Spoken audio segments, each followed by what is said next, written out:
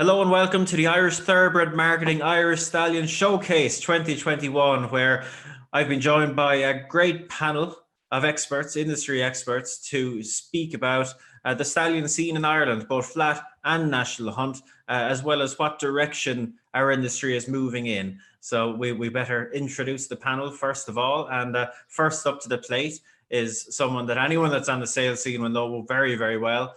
Cathy Grassick, Bloodstock agent. Thanks for joining us, Cathy. Thank you. Nice to be here. And another prominent member of the sales scene, and the man who the phrase "Jack of all trades" was seemingly named after, from Tinnakill House, we have Jack Cantalan. Hi Kev, good to be with you all. Excellent. And from the Racing Post, well known for his work in the bloodstock scene in particular, we have James Thomas. Welcome, James. Hi Kevin, happy New Year. Happy New Year indeed. Not so happy at the minute, but hey ho, we'll try and keep positive. Right, guys, before we get into the nitty gritty of individual stallions and our various picks for the year going forward and beyond, we just wanted to have a quick chat about the Irish stallion scene in general and the standing of the Irish stallion business, I suppose, both in the European and the world context. Ireland is widely considered one of the world leaders in thoroughbred breeding. But, you know, as in any business, these things fluctuate. And we want to get an appraisal right now from you as to where Ireland is right now. So, Cathy Grassick, I'm putting you on the spot first. Irish Stallions global standing. How are we getting on right now?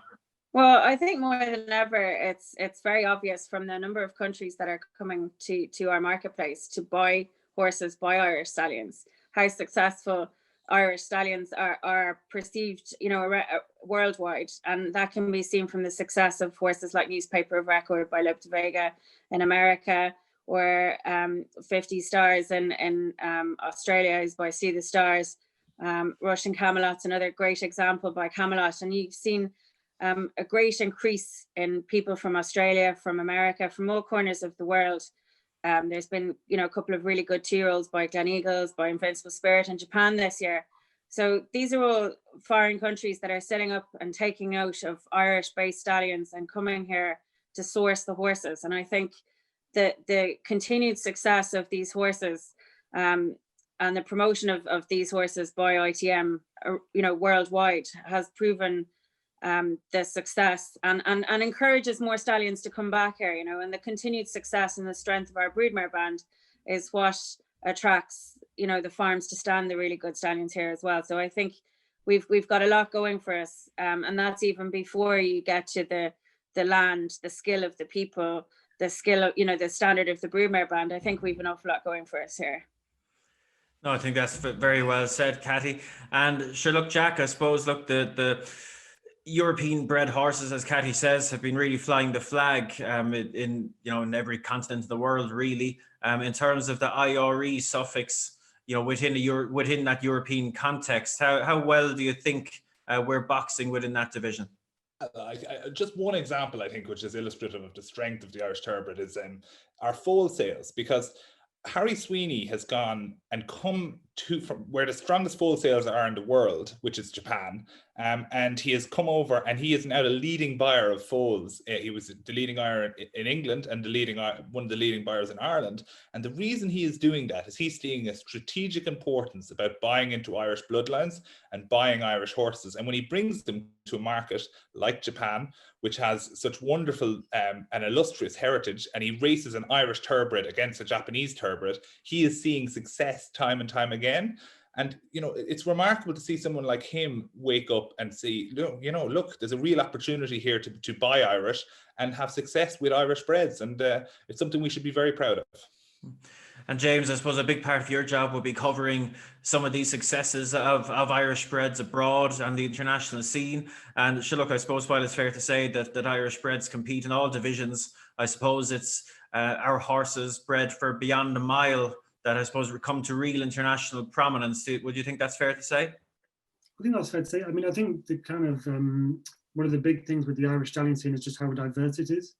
I mean, you know, if you look at, particularly from a European point of view, if you look at the champion sires for 2020, the champion sire of 2020 stands in Ireland, the champion 2-year-old sire stands in Ireland, champion first season sire stands in Ireland, champion broodmare sire stands in Ireland, champion national hunt sire stands in Ireland.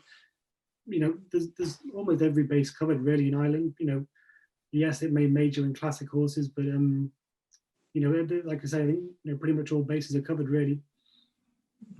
That's an excellent point, James. And sure, look, we'll get into the nitty gritty of it now, because I know there'll be plenty of people watching this broadcast at home that are about to make some very important decisions with regard to their stallion choices for the year ahead, if they haven't already made them. A very exciting time of year with foals about to start dropping if they haven't already started dropping. So what we're going to deal with first is the flat end of the business. And the first category we have, we wish our experts to deal with, is an area that always creates a great amount of chat and excitement every single year. And that's the new stallions, the first season stallions, the new recruits, full of dreams and ambitions. We all know that only a select few will make it in the long term, but that won't stop us all rushing around trying to get on board the one that does make it. So I'm definitely not going to Jack first on this one. Cathy Grassick. New stallions. What's getting you excited coming into 2021? Well, I mean, do you want me to talk first about what's retiring or what's going to have runners? I'd say what's retired. Brand new stallions for this year. Okay, brand new stallions. Okay, well, I mean, they're the great thing about Ireland is the number and the variety of new stallions that we get every year, and this year is no exception. There are a couple of standout horses. I'm obviously not going to jump in and steal Jack's thunder, because I know he'll probably have one that he wants to talk about especially. But for me, there are a couple of horses there that have really grabbed my attention.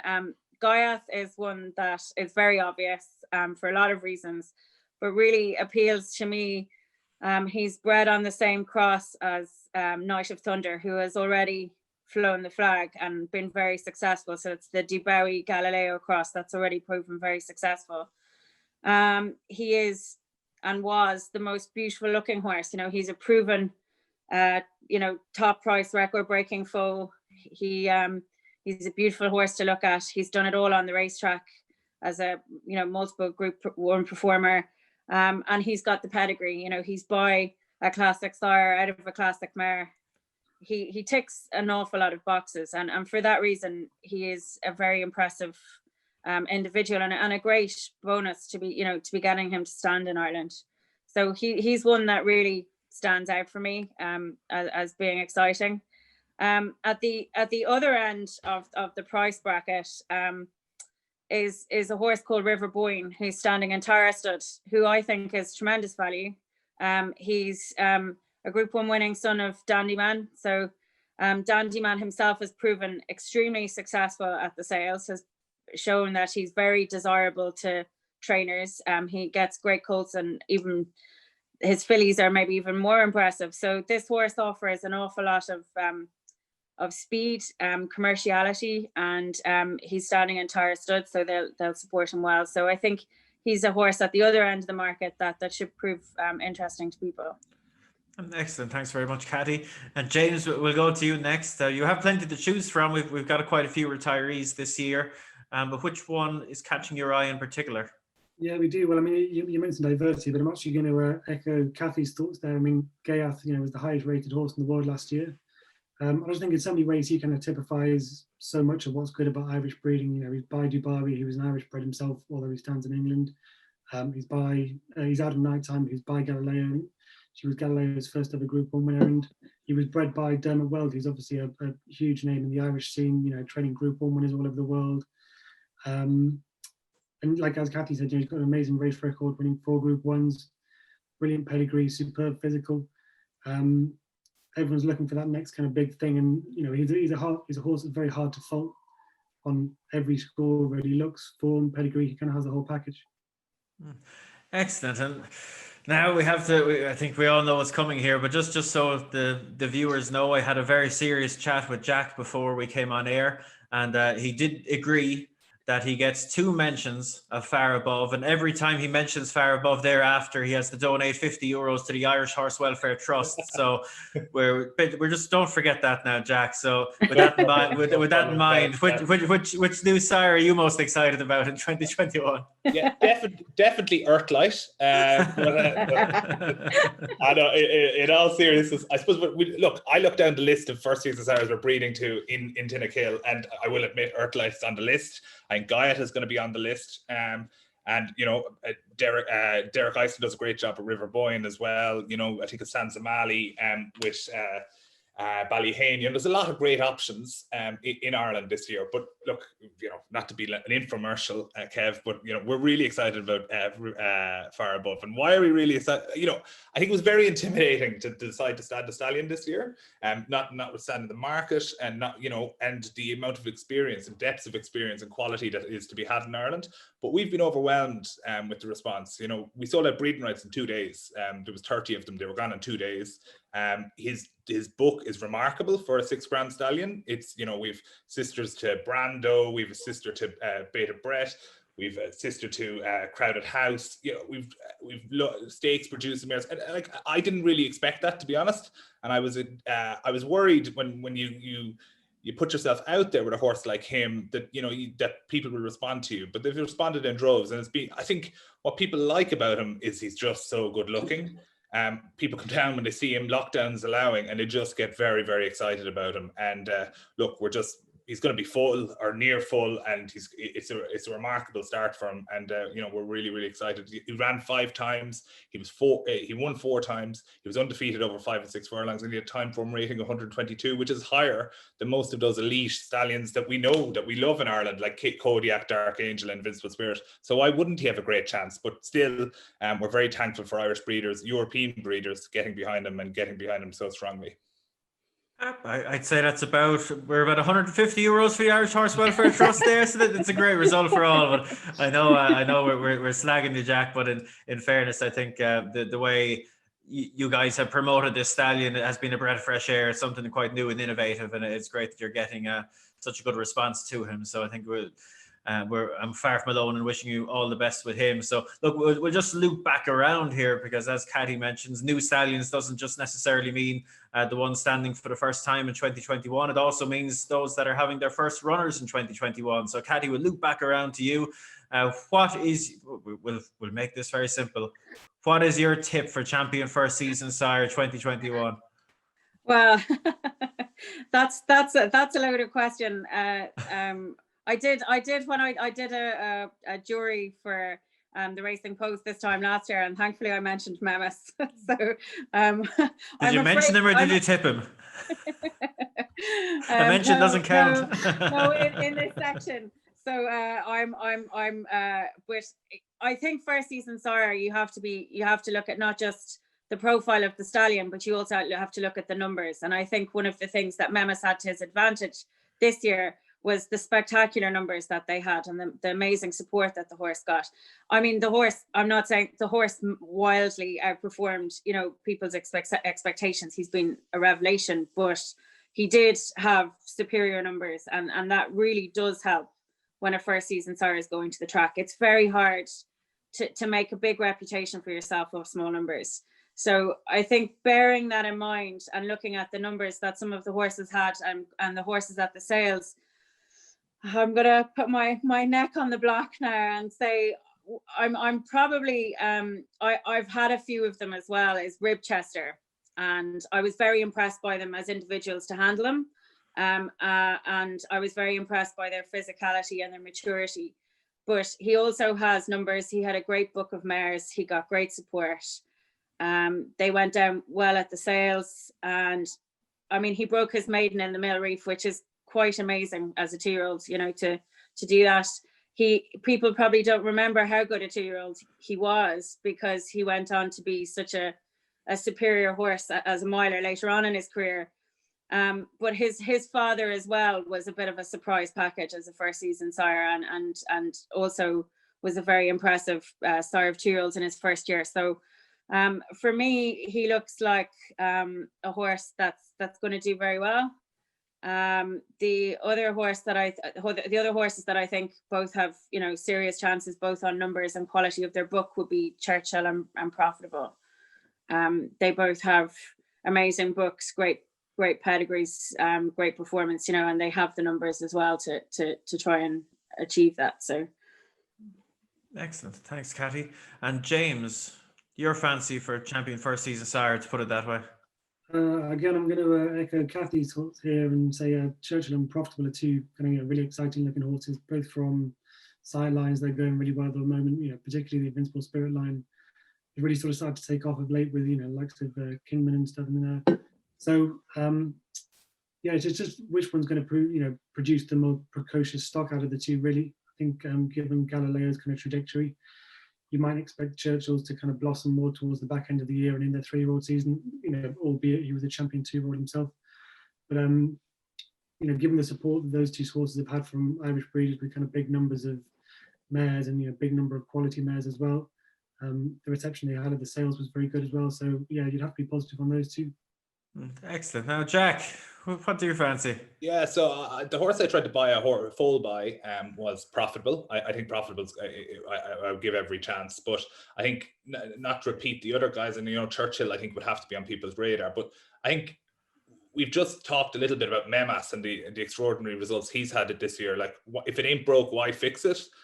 So you have to look at Cathy Glory in this department, and you have to be thinking that he has a serious chance. He was a very brilliant 2-year-old, and he has plenty of numbers on the ground, as Cathy alluded to, which is the key determinant to success as a stallion, like it or lump it. You know, he would be for me on my list. And you know, I think Ribchester, you know, he was a brilliant horse as well. Ifraj, of course, is a precocious line, and sometimes it gets forgotten how precocious a line it is. And they're going to all the right trainers. I saw the Darley ad, and it was, you know, it was an intimidating list of trainers. So you'd have to have him on your list too. Excellent. That's I won't say it's a wide amount of. I expected slightly more variety amongst the guesses, I have to say, but that's very interesting. I myself, for what it's worth, I would have given a mention to Caravaggio. I think he's going to have a great chance. There's an awful lot of them in tip-top yards, and I think people will find out their fate with them very quick. They should be very precocious. I'm a fan of rumours. Kevin, and I don't know who told me this rumour, but Donegal O'Brien's yard is seemingly 50% Caravaggio. So perhaps we were remiss in not mentioning him. But you know, look, he has to have every chance as well. Yeah, I think he's very interesting myself. Now, I loved him as a racehorse, but we won't have long to find out, thankfully. But to move on to the next category, guys, we want to talk about established flat stallions. Those that have been there and done it, have had runners, and that we know that bit more about. And I suppose the question here is looking for value in the current market, especially. So, Cathy, of those that we know a bit more about, which ones are you favouring looking into 2021?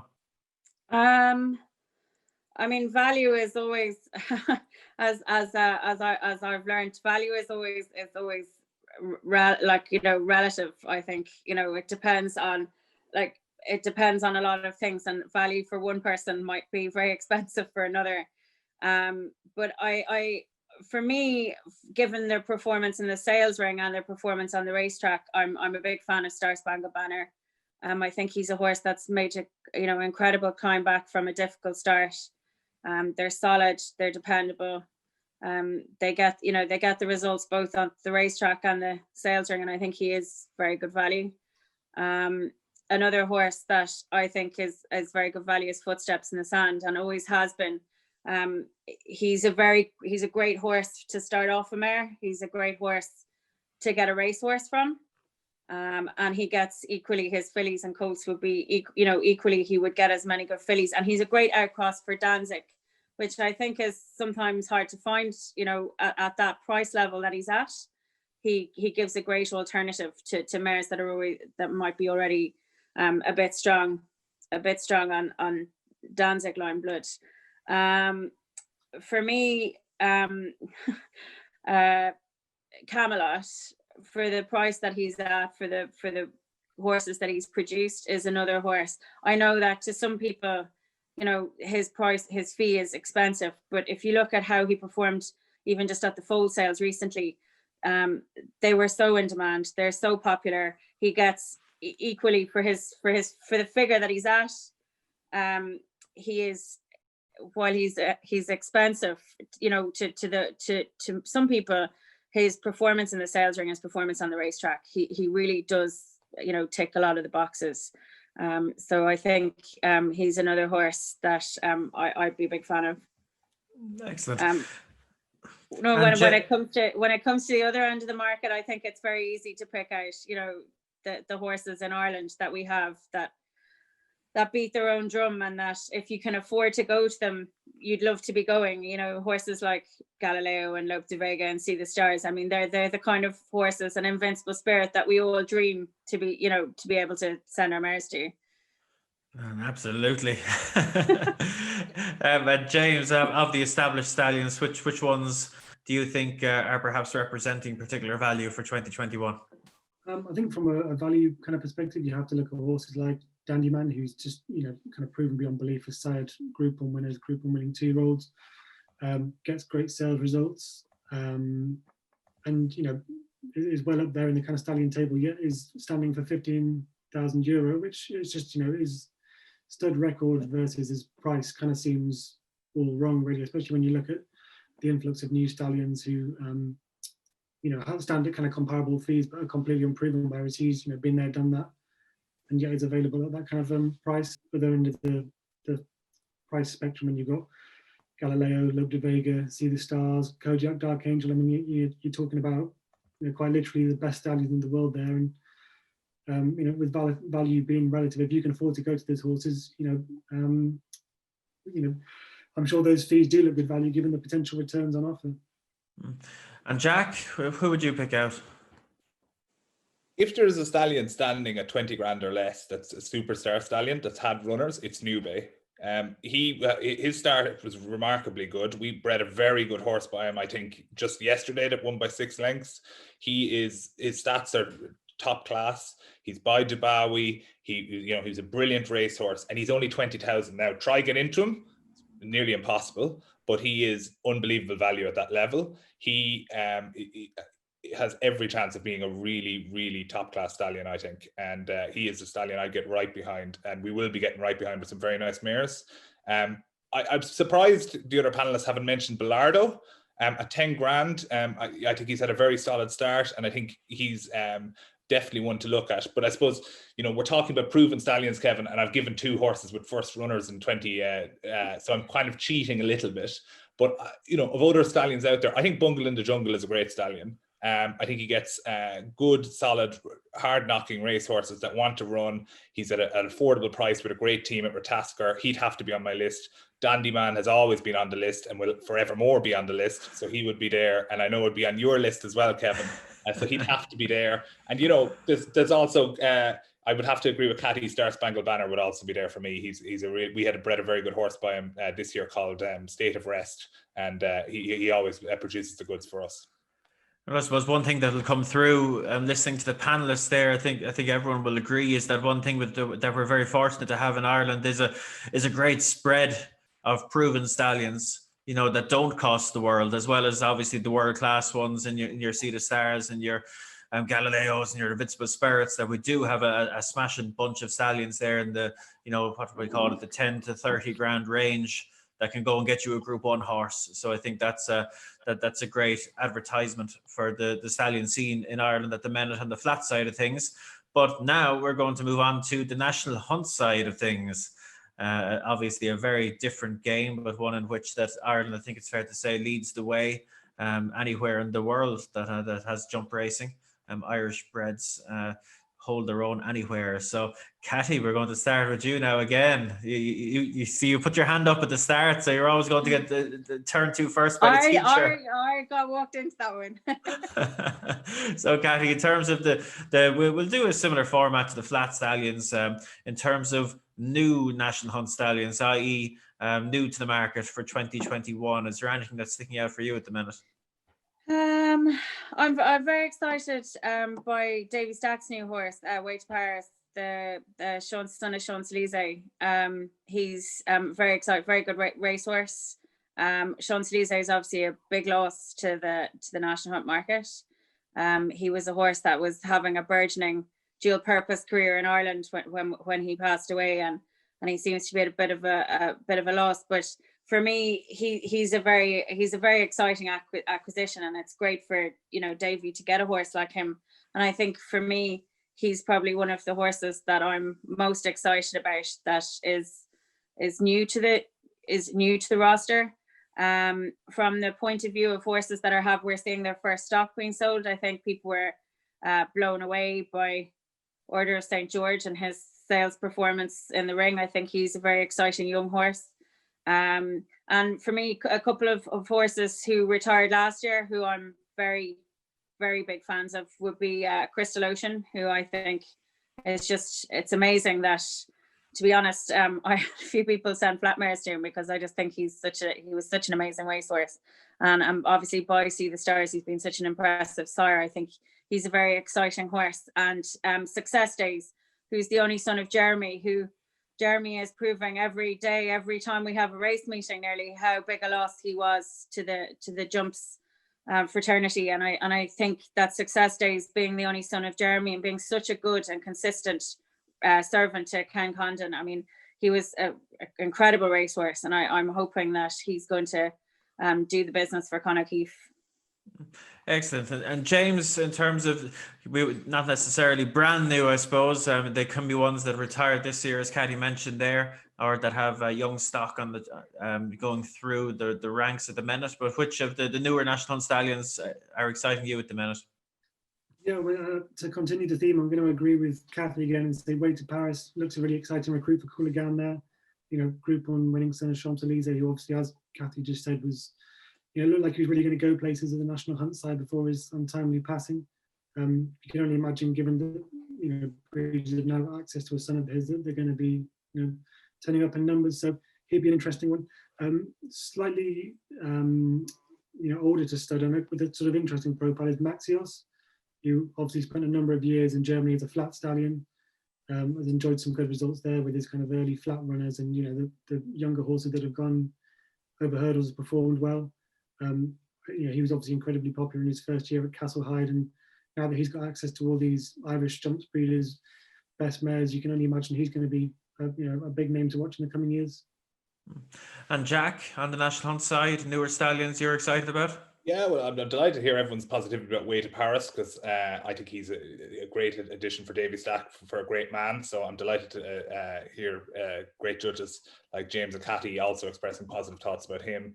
Galileo Chrome would have to be on my list. You know, a St. Leger winner, a very talented racehorse, and he's a gorgeous looking horse as well. He'd be one for me. I think Crystal Ocean, you know, it's really interesting to see the influence of the Sea the Stars Cape Cross line on the National Hunt game. You know, you think about Getaway's success of late, and, you know, there are a number of emerging options in that sphere. I actually saw some lovely foals by Afenzia, the half-brother to Heliostatic and half-brother to Soldier of Fortune. He's the son of Sea the Stars. The best foal I saw this year was by him, and it was at the National Hunt Sales. And Dermot shared the same view when he looked at him. Didn't go out and buy him, which would probably be the real testament if I had to back my judgment there. But he was a really, really good type, and that would be a dark horse for me, potentially in the National Hunt scene. Very good. Thanks, Jack. And I'd echo your thoughts on Galileo Chrome there. I was quite familiar with him as a racehorse, and obviously very disappointed that he wasn't able to race on this year, I should say. But yeah, he's a very exciting addition. He was a hell of a talented horse that we maybe even didn't see the very, very best of. But there we go. Hopefully he'll be able to fulfill his promise as a stallion going forward. So once again, to loop back to Cathy with regard to established National Hunt stallions, Cathy, I notice it's always a slightly tricky thing in the National Hunt game, because by the time some of these sires become established, they're quite old. Not always the case, I know, but it can be a slight frustration at times. But of those National Hunt stallions that have very much been there and done it and are still on the go, which ones take your fancy the most? Well, I mean, obviously, if anybody who is paying attention to the recent sales can see how crazy everybody is about Walk in the Park, and his results at the sales have been amazing. It's going to be very exciting now to see how his Irish sire crops start to fare, you know, his bigger crops start to fare on the track. But he's a horse that maybe is not in the reach of every National Hunt breeder. another proven horse that I'm a massive fan of is Getaway. Always have been, always will be. I think, you know, he gets good mares, he gets good geldings. He's a lovely, big, solid, good-looking horse, and he's the kind of stallion that everybody wants to use. But slightly on a less obvious route, Jukebox Jury for me is a horse that I've been a massive fan of since the appearance of Fireclass, who I thought was just the most beautiful looking horse that I'd seen. And I actually have a few German clients, so I'd actually had a few Jukebox Juries here on the farm who were flatbred when they were in Germany. And he's a horse that I think is going to go places. You know, he's got a lot of smart young horses. He's a very good looking horse. He's not at a very expensive fee, and I think he's a horse that's very interesting, as well as Rathbarry's recent recruit Blue Brezo, who is a horse that's been, you know, an incredibly successful horse on the track already. He's a newer horse to the scene in Ireland, but he gets a lovely type of individual, and it's certainly a horse that I've always been very fond of. And James, established National Hunt Stallions, which one in particular do you favour for the coming year? You're going to have to come and check my notes just to prove that I'm not just repeating what he comes out with. But I mean, it is beyond walk in the park, really. Like, you know, as Cathy just said, his results of the full sales last year were sensational. Obviously, last year we also had the record-breaking point-to-point recruit John Boyne, who fetched £570,000 when he was sold, having won his point-to-point for El Maria Holden. He's a really sort of unique prospect in that he's kind of thoroughly proven, having already given horses like Duvan and Mint. But yet we're seeing his first Irish bred 4-year-olds this year. It's just going to be really exciting to see what he can do, you know, given, you know, especially his first Irish book was followed some incredible mares. Was, you know, Quavega, Glenn's Melody, Refinement, you know, some real proper mares in there. And, you know, it's been no surprise to see the kind of young stock of the sales achieve the price that they have, given the kind of mares he covered and given what he's already done with slightly less heralded pedigrees in France and from much smaller crops. The world kind of looked his oyster now. And it's an interesting time in the National Hunt today, because obviously some of the older, kind of more established sires have either retired or passed away. So I think in the coming years, we're going to see a real changing of the guard at the top of the National Hunt stallion tree. And given his profile, I think Walk in the Park's one he's going to be right to the fore. And Jack, who do you think might be able to fulfill that void from some of the more recent retirees? And do you have an even a sneaky one for us, perhaps? Yeah, I do have a sneaky one, and I suppose just to admit, I'm absolutely driven to ment, because I've done most of my matings, but two matings I haven't done are my two best National Hunt mares, which are Listen Dear, who's a very good graded National Hunt mare, and Cabaret Queen, who'll be retired at the end of the season. And I'm absolutely driven to ment it, because I cannot figure out who I'm going to breed him to. So I'm grateful for the panel for their thoughts. A couple of horses jump out for me as proven options. One of them is Yates, and we haven't talked about him. You know, his fillies in particular are really, really strong. I bought a filly by him at the Derby sale, and honestly, Sonny Carey, who we pre-train all our horses with, his reports on her are as striking as I've ever had of any horse with him. So Yates would have to be on my list. I think also that you know, Getaway, his performances in the point-to-point field, and as we've talked about that Cape Cross influence, it has to be also an option. But I'm going to give you a left field one, and I might get given out to for giving this left field one, but Free Eagle for me as flat option. Oh, you're asking for trouble there now. I may have asked permission before saying this, but honestly, Altior is by High Chaparral. Free Eagle is a good stallion, right? He's not commercially, he is doing good on the flat, but he's actually I think could really take off as a National Hunt sire longer term. Look, I'm open to a bollocking on this one, but anyway, I had a nice National Hunt mare. I would be thinking about Free Eagle. He is my left field choice. I think they'd do you a good deal if you rang up for him. And High Chaparral line is a very good National Hunt line, proven National Hunt line. And actually, I think there's a real chance one of his best sons having the option to use him, and he's a proven talented sire. He'd be one for me as a left field choice that for people to get stuck into. Excellent. We love a bit of left field thinking here, so thanks very much for that, Jack. And well, look, we've taken you, the viewers, around a whistle-stop tour, I suppose, of the Irish sire scene, both flat and National Hunt. But what we want to turn our attention to finish up on is the future, and we could dare speculate on Jack Cantalan's future when some of the people associated with Free Eagle hear about this one. But we'll take a broader view on the trends in the thoroughbred breeding business going forward. Look, it's no secret we're in the middle of the COVID-19 crisis, Brexit. We still perhaps haven't felt the full impact of that yet. So those are challenges and some would argue opportunities that our business are facing right now. But Cathy, looking ahead, as far ahead as you dare, on our notes here we have where we would be in 2040, which seems an awful long time away, but in the short to medium term with these challenges our game is facing, where do you see to get it all moving? Well, I mean, I think more than ever, I'd be very happy with how healthy, our industry is from a talent perspective. We consistently provide a source of the top class horses in the world from Ireland. And we consistently provide a source of top class people in the industry as well. And I think that's something that's very important because they quite often go hand in hand.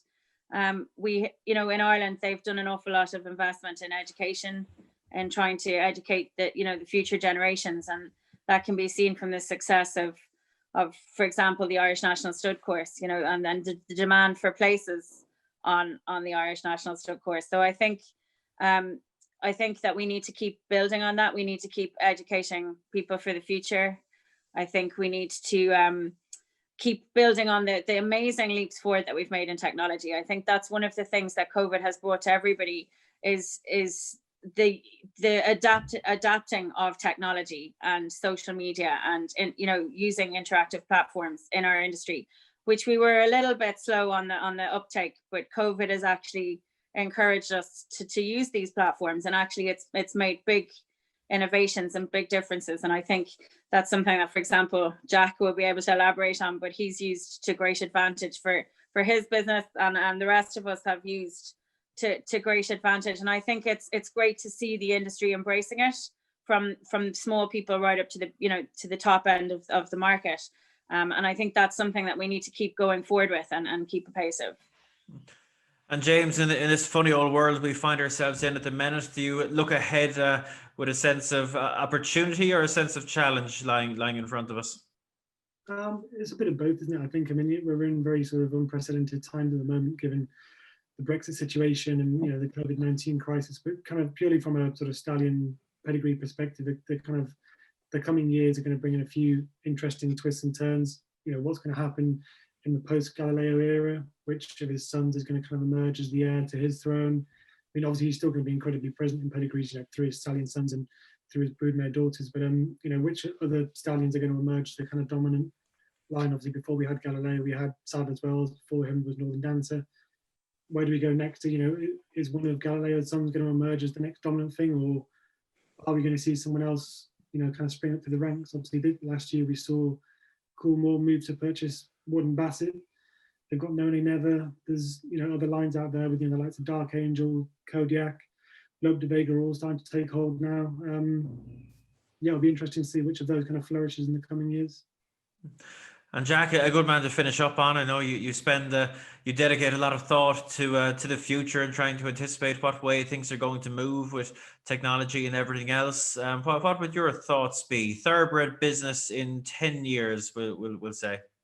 Thoroughbred business. Well, actually, it's interesting. We've been spending a bit of time writing our plan for 2021, and it has been so digitally focused. It's been scary, and that's been a great awakening that we can feel our trainers are, equipped now to do that. But I suppose 10 years time, what do I think it would like? I think focusing on today's discussion and focusing on sire lines that are going to be predominant. I think the Chamberlain line. You think about Lope de Vega. You think about the chances that Bellardo will have. You think about the Dubawi line through New Bay and Time Test. I think is a very good chance in England this year. But and you think about the pivotal line. You see Sayuni, we see Sossas retiring this year. Far above as an extension of that. But I think there's a number of emerging sire lines which are very exciting because this has been the last 20 years has been the decade of Sadler's Wells. it's going to be a very big part of the future as well. But as part of the diversification of our gene pool, I think there's some really strong emerging trends in terms of stallions in Ireland, and I'm excited to see how they come out into fruition and being part of it. Excellent. Thanks very much, Jack. And look, and thanks to all the panel. I certainly feel more informed than I did an hour ago. I know it was rapid fire at times, but great to get through so much in the time that we had. So thanks to you all. And for those looking in at home, we spent the last, whatever it is, 40 minutes or so talking about the vibrant stallion scene in Ireland. But if you want to go and see some of these stallions for yourself in video format, the Irish Stallion Showcase is now very much up and running on the ITM website. That's itm.ie/Irish Stallion Showcase. I believe there's the better part of 20 videos up there at the minute showcasing all the stallions around the country, and that's only going to be added to in the days and weeks ahead. So if you want to go and check out some of these stallions that the guys have been talking about today, that's a great port of call in these tricky times when we're not supposed to be leaving our houses. You can, thanks to ITM, you can check out these stallions, get a really good look at them through your computer. So with that, I want to thank all the panelists again for their time and their input. It's been a very enjoyable 40 minutes. Thanks to you, the viewers for tuning in. And we hope to see you all back on the race course in the hopefully not too distant future. Thank you and good luck.